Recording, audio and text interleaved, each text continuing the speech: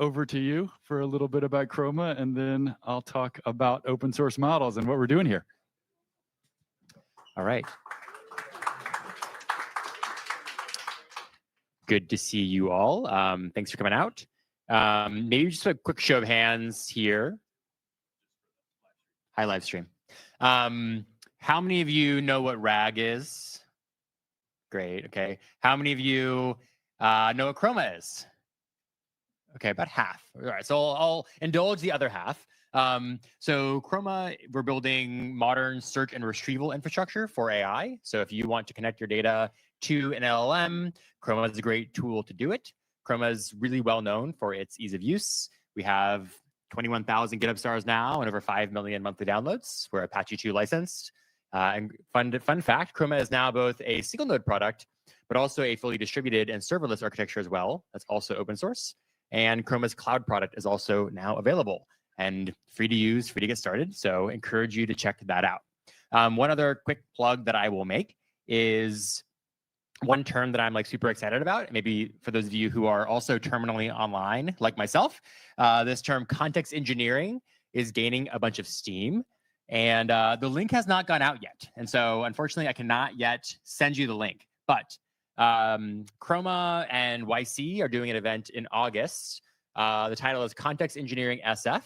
And if that sounds interesting to you, go to trychroma.com and sign up for the newsletter. And that way I will be sure to get the invite into your inbox. If you follow our Twitter, that's also cool. But like, who knows if the algorithm gods, will find its way to your Twitter stream. And that is all for me. Thanks for being here. If you have questions about anything, the space or Chroma, come find me after. Thank you, Jeff. So we try to do these about once a month, but it's actually been a couple months, partly because a lot of us were at AI Engineer World's Fair in early June. And when we started planning this one, we wanted to make it about open weights models. Boy, I think we got that timing right. I have a low-grade case of I need more VRAM all the time, but for the last month, I've had a totally chronic case of I need more VRAM. In June and July, we've seen so many models, just the ones that I've played with because I think they're relevant to voice AI. Google launched the Gemma E2B and E4B models, the Gemma 3N models, super interesting architecture and really good, very small models. I use them for a bunch of voice experiments. You should go read the Matt Former paper. These are models you can make larger and smaller sort of at will, which is really exciting if the architecture pans out. But right after that, Moonshot released Kimi, a trillion parameter mixture of experts model. I played with Kimi a bunch, even though it's probably not great for most voice use cases because it was just so mind-blowing and it was at the top of the open weights models leaderboard briefly. Right after that, Mistral launched in 2 sizes. We're going to be able to ask Pavankumar from Mistral about Mistral and its architecture in a few minutes. Right after that, Alibaba launched Quinn 3 235B A22B. I don't usually talk with notes, but that model name made me put notes on my phone for this.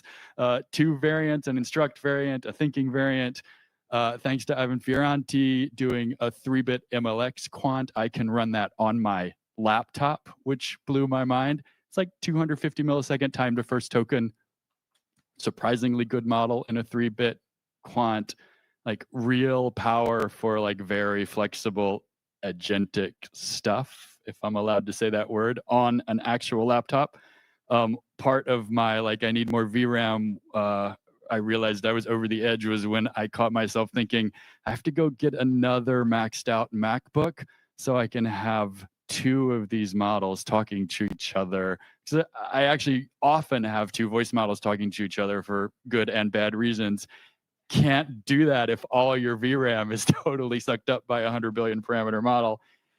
And then a week later, ZAI launched GLM 4.5. Also, thanks to Ivan, you can run 100 billion parameter version of that called GLM 4.5 Air on a maxed out MacBook today. I don't even know what to say other than that as a unrepentant globalist, I'm super excited that there's so many great models coming out of countries that are not the US. As a parochial American and a graduate of the Tsinghua University of the United States, I would like to see MIT training the same kind of models that Tsinghua University, which is what ZAI spun out of. So those of us who are based in the United States, let's like get back on the open weights model, train in a big way. And you could do that if you wanted on Modal GPUs, which is my transition to Charles and Ben doing a Modal demo. You guys want 2 mics or just share? Just share that. Okay, well, so to transition right back to what Quinn was talking about, I just want to give like a quick just like reflection on this moment when open voice AI is like finally here. I want to take you back to ancient times, the 2023 fall. The AI Engineer Summit, which would later become the AI Engineer World's Fair, gave a talk on AI Engineering 201, like what do you do when you stop like just thinly wrapping APIs to make a flight booking agent and like actually start building. And the like one of the key things he talked about in the talk that I got a lot of questions about was like, who's gonna win, open models or proprietary models?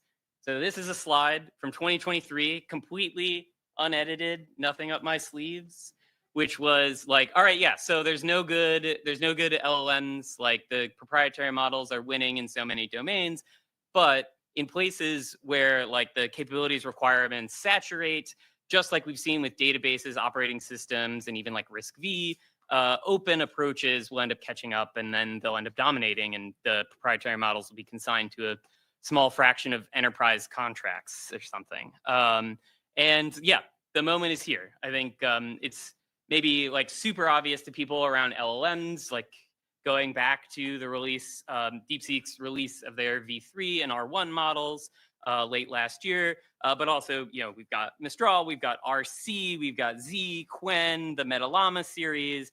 Like there's just like an incredible selection of models available, all under like very permissive licenses and providing like, especially if you look at like weight classes or costs, like equivalent or better performance to these proprietary models. What I think is maybe fallen under the radar a little bit for people, maybe not for people in this room, but especially for the sort of broader audience, is that like open models in voice and in particular open models in automated speech recognition are really, really good now. There's a leaderboard in which you can put proprietary models on Hugging Face for automated speech recognition. And if you rank by model quality, there are no proprietary models in the top like 10, 20, maybe even. And that's pretty exciting. So that's just raw capabilities. And really this like word error rate, you can't get that much better than this. So there's like a sort of ceiling where people aren't interested that much in raw model capabilities. And there, the open models like truly have dominated and pushed out alternatives. But I actually want to draw your attention to a particular number here. So the Parakeet model put out by NVIDIA. We've got Kunal from the team here somewhere who'll join us on the panel. Running on a particular set of hardware, they reported a real-time factor of a couple thousand. And this got us very excited because you can do a little quick CEO math, Jensen style, and say like, all right, so if I go out and I look like how much does it cost to get transcriptions from a proprietary API, it's about 0.4 cents per minute of audio. The real-time factor is about 3,000 for this model. And an A100 GPU on Modal, on our serverless platform, is about 4 cents per minute.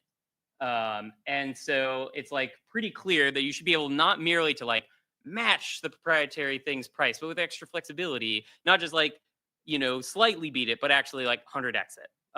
So Ben, who will do a demo in a little bit, sat down and like actually checked, does the CEO math actually math?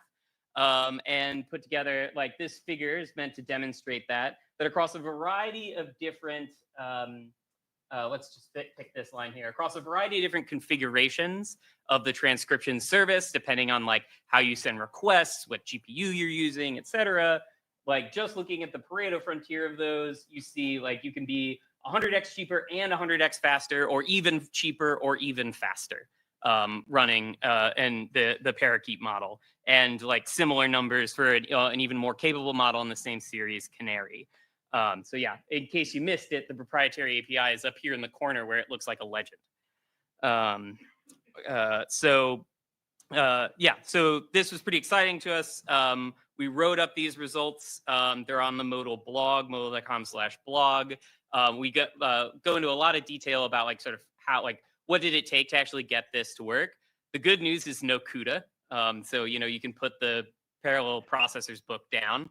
And it ended up just being sort of a lot of kind of classic things that you need to think about when you're engineering a service around, you know, minimizing data movement, controlling data movement, some stuff that looks suspiciously like Hadoop MapReduce, coming back with a vengeance post ChatGPT.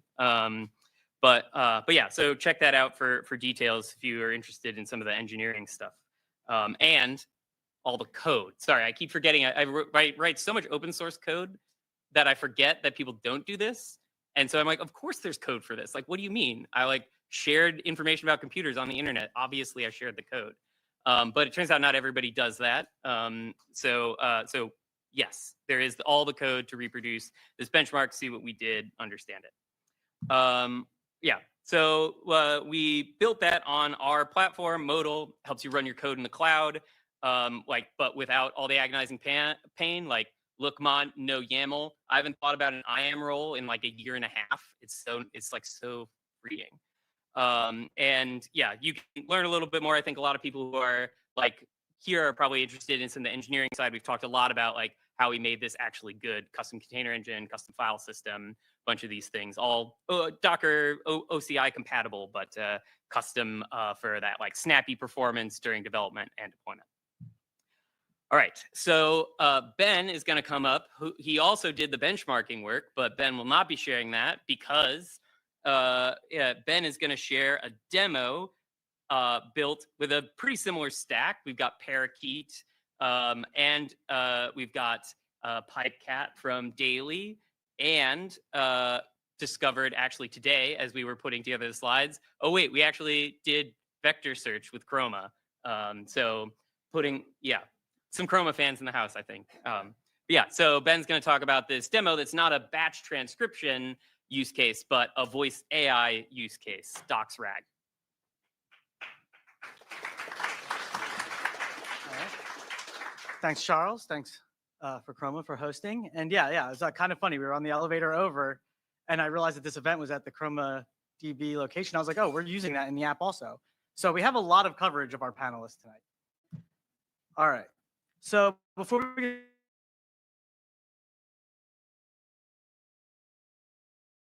started, I'll give you a quick overview of the app that we're about to see a demo of.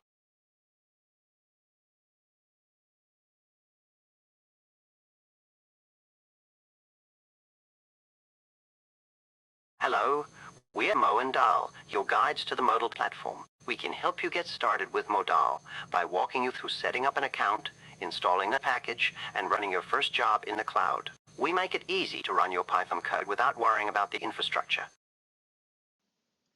That's cool. Can you tell me how to choose a GPU to run my modal function on and what the options are for different GPUs?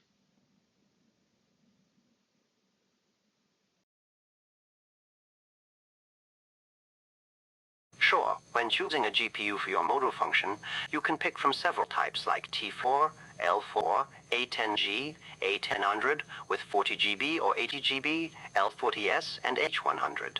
Each has different capabilities and costs. For example, if you're running neural networks, the L40S is a good choice for a balance of cost and performance. You can specify the GPU type and count in the Modal function decorator using the GPU parameter. Okay, and how do I control the dynamics of auto-scaling my containers up and down?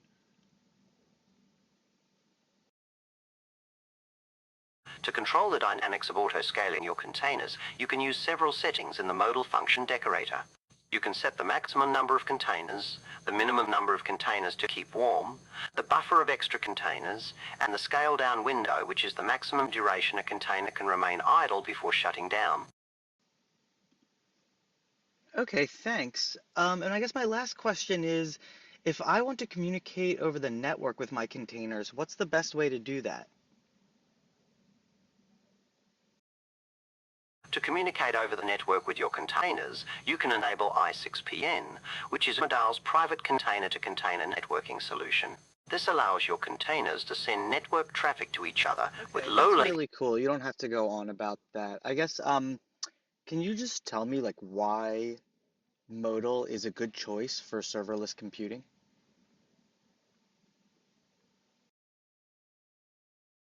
Modal is a great choice for serverless computing because it lets you run your code in the cloud without managing any infrastructure. You can scale your applications up or down automatically, attach GPUs easily, and serve your functions as web endpoints. It's fully serverless, so you only pay for the time your code runs, and it's all managed through code, not YAML or other configuration files.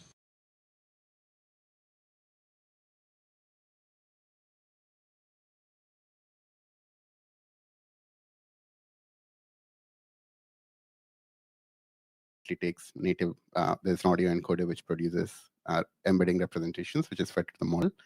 And it reads the question, like any regular LLM, it answers the question. The more other interesting use case is just audio questions, where you just ask a question in audio, exactly like the demo earlier, and then it produces the answer. But right now it's in text, and you can attach it to a TTS engine to get a end-to-end system. Yeah, so I think that's high level, and it's an open weights. We have two classes, two models, one a 5B scale and another 24B, which is built on top of the Mistral small model, which is also quite popular at that weight class. And we also published a paper. If you're interested we published pre-training details, post-training details. I don't know if anyone is interested, but a lot of details are there. I definitely think, in addition to reading Charles's GPU mode stuff, reading things like the Voxtral paper, super valuable. Little bit of in the same zone, but with a different focus. NVIDIA has like 3 of the top spots on the OpenASR leaderboard right now, I think. Can you tell us, Kunal, a little bit about like the landscape of the NVIDIA speech models? Like, what do you work on? What are the use cases that you're targeting that are relevant to the people here? Yeah, so our team actually works on all things related to speech, whether that be text-to-speech systems, speech-to-text. We're currently working on duplex systems. We have models for direct speaker diarization, in which, like, if there are multiple speakers speaking at the same time, you could tell which speaker is speaking when. And we have ASR, like as you just mentioned. And even within ASR, like what our main motive is that everybody should have access to like fast speech recognition systems so that they could make their applications voice native. And to do so, we not only release the model weights, we also open source the data set. We release the training code as well as the inference code. And gradually, like, we try to optimize the models in terms of throughput, speed. And at the same time, now we are working towards like natively streaming models, not only for speech recognition, but also for multi-speaker ASR and like other hard tasks that I think we has like still some unsolved problems. And yeah, the eventual aim is to like have open voice pipeline so that like we could build better voice agentic systems. I mean, the landscape here is getting really interesting. There's fusing of ASR or transcription or audio understanding, whatever you want to call it, with the capabilities of the larger models.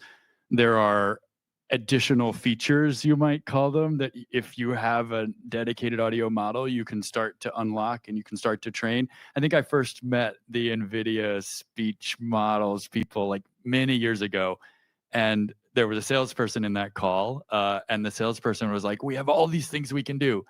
And I was like, "No, my customers, they only want transcription." He was like, No, we have all these things we can do. I was like, "My customers, they only want transcription." But now we want things like speaker diarization. We want to be able to separate in real time the voice channels of 2 different people in front of one mic. because it's super, super important for things like a fast food ordering situation where you pull up in your car and 4 people are yelling about what they want to order. You really, really need speaker diarization. And there's a whole long list of these things we're going to start getting from these models. Great transition to like a full stack perspective. Like, what are you excited about that's becoming possible now with these models? How do you think about training your own models, using open source models, using proprietary models? I think you might have some open source news you want to announce. I always like hot news. Eyes emoji. Yeah, I mean, even backing up just a little bit, right? I think at Phonic, we were thinking about looking at the voice agent stack and specifically the voice component. There were some big issues that we noticed with current models and capabilities that we felt like were preventing use cases from really taking off. And I'm sure many of you relate to this. I think one is just voice quality. I think a lot of voice models right now are geared towards narrative speech, like audiobook narration or reading an article. Like you've all seen that, like read this for me on an article, right? But that's a very different voice than what you want when you're on the phone. And that was preventing like a lot of people from really using these voice agents. I think the second that we noticed was that the voice that's generated or speech is only conditioned on the input text. So it has no understanding about the conversational history. It has no understanding of the other person's emotion in the voice, right? And that's a pretty important piece to emotionally respond back, right? And then the third piece is latency. Like a lot of models are pretty slow, and when you start to stack it together, you can start to get tail latencies that are in like 2-3 seconds, and people will hang up the phone if you don't respond in 2 or 3 seconds. So as a result, we kind of put our heads together. A lot of us have experience training large-scale models, and so we've been hard at work doing that. And in maybe like a week or 2 from now, we're going to open source what we call like a hybrid speech generation model. So it isn't just conditioned on text. It also takes in all the conversational history from the conversation, including speech and text, and generates that audio. It sounds really conversational. And I think the cool thing that what we're doing right now is benchmarking and making sure we have good comparisons with models, but we are on human evaluation winning against not only all the open source models out there, but as far as we've tested all the closed source models as well. So really excited about that. Like really would love to have people try it out when it's out and get people's feedback. I want to talk about latency. What's your target? How do you think about a latency target for building these models for real-time conversation? Yeah, it's a really good question.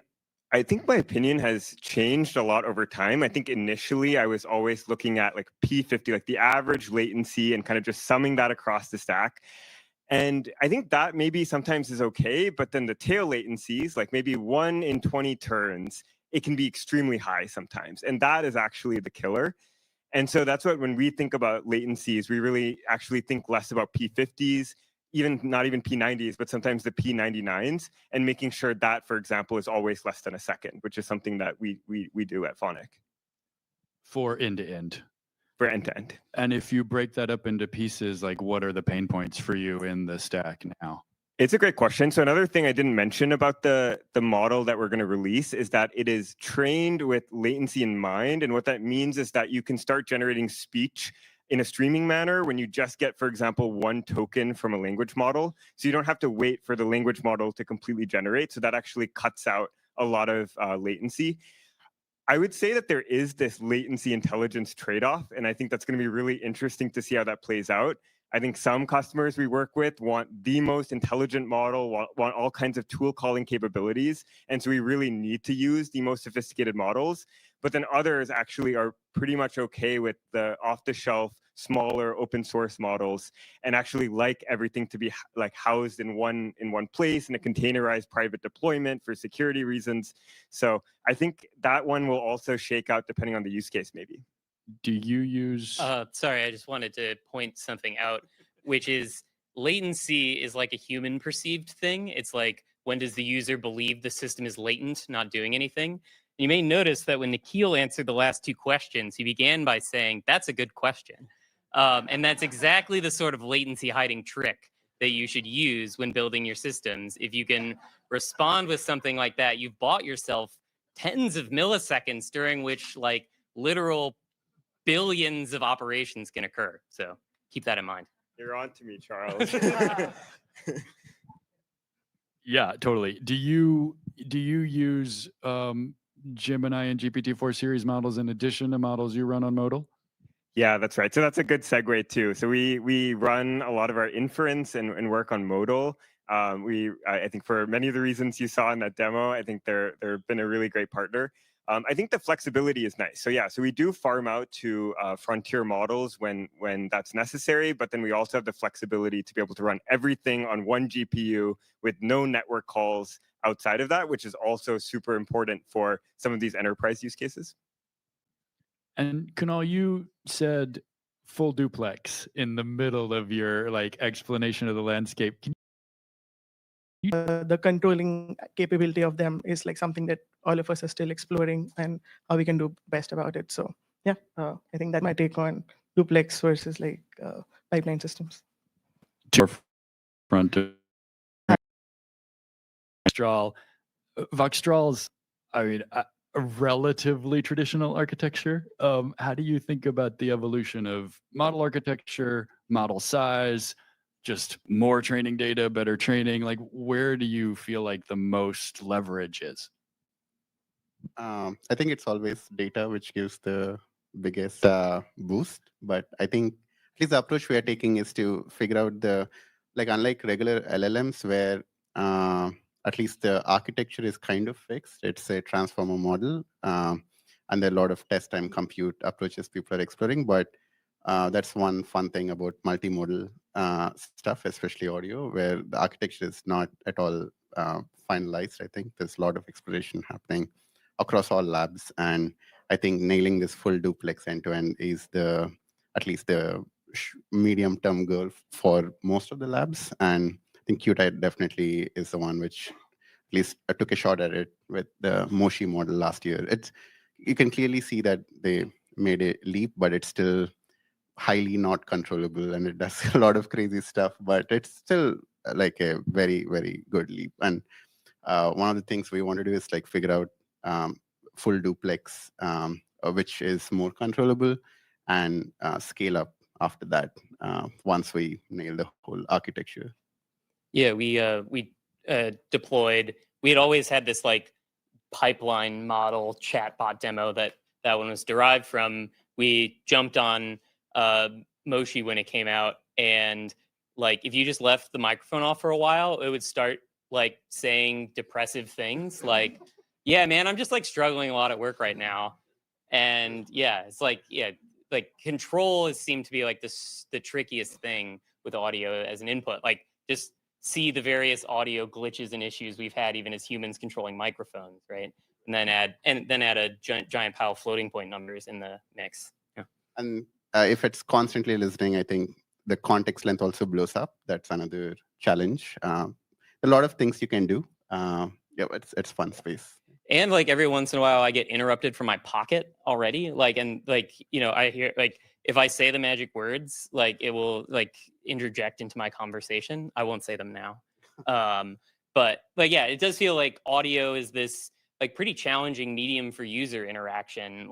Streaming is already a thing that's clearly on people's minds, but I think it's a broadcast medium. Everybody is sharing the same medium. There's a tremendous amount of interference and interaction, and it's actually pretty low bit rate. So I'm curious, I don't know, to I guess be a little bit more of a bomb thrower. What is the actual given all of that, I'm not going to pick that medium as my transmission medium in my application. So what is the what's the case for audio given all of that trouble? I guess people communicate in audio. I guess that's we're talking right now or not, with speech, right? We could be texting to one another in different rooms, but it's nice. Nikhil and I are frequently texting each other on Slack, so That's true. Token wise, we might. You could argue that it's information, not the density is not so high. Sometimes it's there's some miscommunications, but this is an extremely high information density panel. How dare you say that? Well, we're speaking. Yeah, I don't know. I think something that we found is that it's just the most natural way that people communicate. And so when they talk to the model, there's a smile when people try it for the first time. They're like, oh, wow, it just feels natural. I don't have to think about it. I can just talk, and then it understands and it responds back. I think there's a lot of use cases like that where people just prefer speech. And also, I would say like talking to something is something that comes naturally. Like that's the way in which you can unlock more users and like more people can like actually interact. And and talking about like the problems that you were mentioning, specifically with respect to like how do we handle noisy scenarios, how do we handle like wake words and all. I think that's something that it's an unsolved problem, but something that's definitely solvable. And we as humans are like examples that that's something that we can do. So yeah, let's That's work fair. towards that. I feel like our goal should be superhuman, you know, like maybe, you know, that it's not entirely controversial in San Francisco to say that maybe, but yeah, no, I definitely agree with all of that. My primary audio use case is that like when I'm like doing my laundry or working in the garden, I like to chat with the OpenAI voice models. But the problem I have is that what I want to do is like talk about Linux kernel features, and it keeps reading code out loud to me. So I guess that like one like more concrete question I have is like, how do you handle like, I don't know, display of information? Like visual displays are very rich, and we have this incredible design vocabulary for it. And with audio, it feels like, I don't know, yeah, we're focused very intensely on the human voice as an instrument, but like that pink trombone only has so many notes it can play. So like, what are some of the approaches for like handling like more complex information display or information rendering or sharing in an audio context? At least from my end, like say like if I was answering the question, if like you had asked me to tell you about Linux kernels, I would not go into code. I would just try to like explain it in natural language, or like try to like bring it up in conversational format. So maybe that is one of the things that we have to control, that when like you're using voice agents, we have to get the output to be a format that could be like ingested by like somebody who's listening. But yeah, that's what my thought is. I mean, my answer to that was to write a bunch of code, which is the voice UI kit that you saw in your demo. I think voice isn't so effective an input medium that we are going to rewrite all of our software without exception over the next 5 years to be voice first on the input side. But I 100% agree with you that it is not always going to be voice output, and it's even most of the time not going to be voice only output. There's going to be continuing massive growth in voice only use cases. Telephony is not going to go away. Talking to ChatGPT when you're using the laundry is not going to go away. But we're going to have layers and layers of software that we iterate on and experiment on that give us really, really reliable voice input combined with other kinds of input sometimes. But we're going to move more and more towards talking to our computers and then multimodal output. And one of the patterns we see a lot in the PipeCat world now with people who are starting to push in this direction is you do split the output, and you actually have two different LLMs, sometimes more, conditioning various kinds of token output for you, knowing what the output modality is. And so what you hear and what you read and what the UI elements that are on the screen are not the same thing. And you don't have to have one LLM produce them. Which I would, I'm interested in whether you often use multiple LLMs sort of in parallel in production agents these days. Yeah, so I would say yes. We do this in multiple ways. I would say the first way is, even a single LM, like you mentioned. I would say a lot of use cases that use us, like more than half the tokens are not said. They are used for tool calls or other, agentic operations, right? And that's doing a lot of stuff that you're not hearing. It's just doing under the hood. But also we have a framework around the model where it can decide to farm out more intelligent but lower latency or higher low latency tasks to what we call like a supervisor model that can then do things and then kind of come back to the inner model and say, hey, like I did X, Y, Z, and can let that be in the kind of conversational history for the inner model that needs to be like fast and talk to you. So I think we're just at the tip of the iceberg. I feel like there's going to be all kinds of really interesting structures around this because voice requires it to be so low latency, but then intelligence is now really scaling in terms of like test time compute and the longer it takes for the LLM to think, sometimes the more powerful it can be. There's an opportunity to engineer the single LM as well. Like Voxel supports function calling, like you said. I think, for instance, if you say, how do I go from here to like South Bay right now, it can say something like you can take 101, briefly describe, and then make a function call for get directions or something like that. And the function call throws up a map on the UI, depending on where you ask this stuff. And with thinking models, I mean, it's very nascent. Some models are coming out where, like you were saying, there is techniques to where the model is thinking and also at the same time emits few tokens to be communicated to the user that it is thinking. And similar to how now almost all thinking models shows a summary of thoughts, it can show a summary of snippets which can be spoken out. While it's doing that, it could be interleave tool calls or whatever. And the voice part is just communicating while the stuff is done in function call /text or whatever modality the user consumes the rich information. I've got a question for everybody to close it out, but do you want to throw any bombs first? No, I'm fresh out. Yeah. I don't believe it. What's one thing you want to see happen or make happen in this space over the next year? Yeah, I think that will definitely be like low latency duplex models, which you could like interrupt very quickly, and at the same time they're able to retain like the textual capabilities of like the frontier reasoning models at the moment. So I think that will be the goal for me. Yeah, I'm really excited about this open source release. So I think that hopefully will be the start of many, and we can build on that during the year. Yeah, release the files. The training data files, sorry, specifically. By which I mean that... I knew what you meant. Thank you, yeah. Yeah, I think due to the competitive landscape, a lot of people have not released the data. Due to legal uncertainty, people have not released data. I think that that is like a huge hindrance to the ability of people to coordinate. And so I think if we want to accelerate this further, we've got to create that culture.